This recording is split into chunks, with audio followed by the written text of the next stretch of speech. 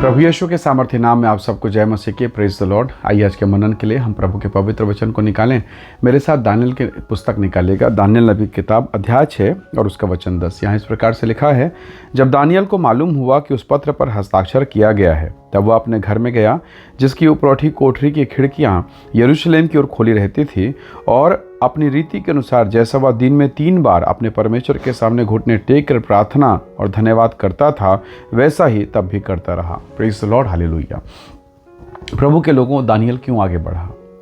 क्यों वो गुलाम, जहाँ गुलामी की दशा में था, वहाँ कैसे वो किस प्रकार से कैसे करके वो उस हायर लेवल तक पहुँचा कि अब उसके राजा के नीचे वो है और उसके नीचे सब कुछ है। यानी उस देश में, गुलामी के देश में एक टॉप मोस्ट, एक अच्छे पोजीशन पर कैसे पहुंचा, एक गुलाम होकर भी। तो उसके जीवन, उसके चरित्र के बारे में परमेश्वर के वचन में हम पढ़ते हैं।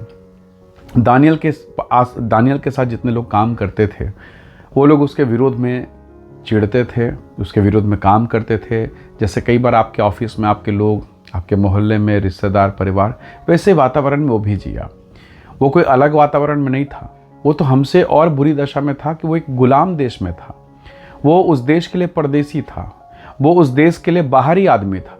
और वहाँ के जो लोग थे, वो लोग उसे चिढ़ते थे कि ये बाहर का आ गया है और इतना बढ़ रहा है, इतना कमा रहा है, इतना पोजीशन, इतना धन, इतना पैसा। ये तो अलग विषय है।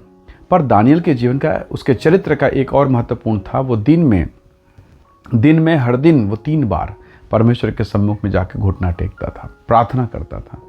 और अब इन लोगों ने, जो उसके आसपास के जो लोग थे, जो उसके साथ काम करते थे, उन लोगों ने षड्यंत्र पूर्वक राजा को भड़का के एक आज्ञा निकाला, और आज्ञा निकाल के इसे फंसाने की कोशिश की कि अगर ये राजा को प्रणाम नहीं करेगा, ये राजा का आराधना नहीं करेगा, ये राजा की बात को नहीं मानेगा, तो इसे सिंह के माथ में डाला जाएगा।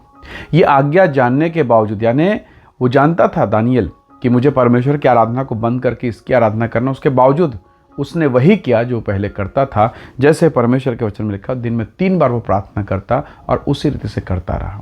आपको मालूम है इस कहानी का अंत क्या होता है?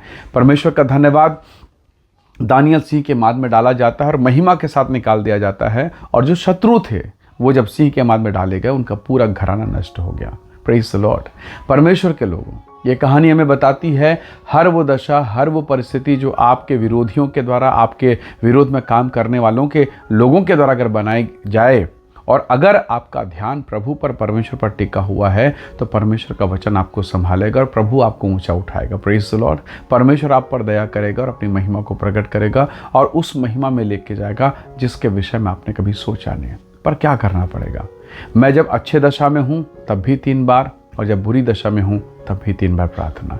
जब मेरे जीवन में आनंद और महिमा हो तब भी 3 बार, और जब क्लेश और पीड़ा तब भी मैं 3 बार। दानियल ने नियम बनाया, वो दाएं नहीं मुड़ा, वो बाएं नहीं मुड़ा, वो आज्ञा में रहा और स्वर्ग के परमेश्वर ने उसे आशीष दी। हम कई बार परमेश्वर के साथ रहते हैं, प्रभु के साथ संगति करते हैं, परमेश्वर के साथ जीवन बिताते हैं, पर बहुत बार जब जीवन में दुख और तकलीफ आता है, जब पीड़ाएं आती, समस्याएं आती है, तो हमारा मन विचलित होने लगता है और हम सोचने लगते हैं कि प्रभु कैसे कैसे कैसे। और इस प्रश्न के चक्कर में हम प्रभु को काम करने का अवसर नहीं देते। दानियल ने अवसर दिया।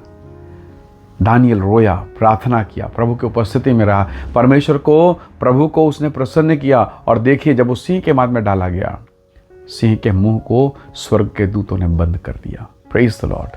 तो जो आपके विरोध में हैं, उनका मुंह बंद करना परमेश्वर को मालूम है।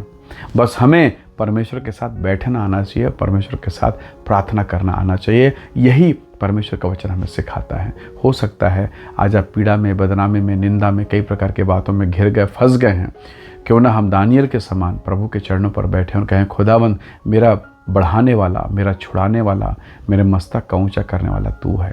प्रभु के लोगों, अगर दानियल प्रभु के चरणों पर नहीं होता तो नाश हो जाता। यदि प्रभु के चरणों पर नहीं होता तो उस महिमा तक पहुंच नहीं पाता। लेकिन उसने परमेश्वर को प्रथम स्थान दिया और वो आशीष का भागीदार हुआ। परमेश्वर मेरे और आपके लिए भी चाहता है कि हम शत्रु के देश में, पराये देश में, उस माहौल में जो हमारे हिसाब से सही नहीं, उस माहौल में भी हम परमेश्वर के प्रति वफादार रहें, ताकि प्रभु हमें ऊंचा उठाए और संसार को ये जानने दे कि यह मेरा प्रिय पुत्र है। हालेलुया। वही प्रभु आज आप पीड़ा और तकलीफ में रहकर भी अगर आप प्रार्थना में हैं, उसकी उपस्थिति में हैं, तो वही प्रभु आपको ऊंचा उठाएगा। इसलिए परमेश्वर के साथ चिपके रहिए, परमेश्वर के साथ जुड़े रहिए, वरन लिपटे रहिए, ताकि प्रभु उचित समय पर आपको और मुझको बढ़ाए। आइए दुआ करें, मन की निराशाओं को दूर करें और प्रभु के साथ बने रहें। उसका अपना एक समय है और उस समय पर वो मुझे और आपको आशीष देगा। आइए हम प्रार्थना करें। प्रेमी अनुग्रहकारी स्वर्गीय पिता, आज के इस दिन, इस समय, अवसर के लिए धन्यवाद। हर एक भाई बहनों के लिए धन्यवाद प्रभु जी, जो संदेश को सुनते हैं, उन सब के जिन पर दया कर, महिमा को प्रकट कर और हर प्रकार के रोग और बीमारी और दुर्बलता से बचा। इन्हें ब्लेस कर, आशीष दे, महिमा से भरपूर करें। यीशु के नाम से मांगते हैं, आमीन आमीन। प्रभु आप सबको बहुत ऐसे आशीष दे। परमेश्वर का अनुग्रह आप सबके साथ हो। Praise the Lord. जय मसीह।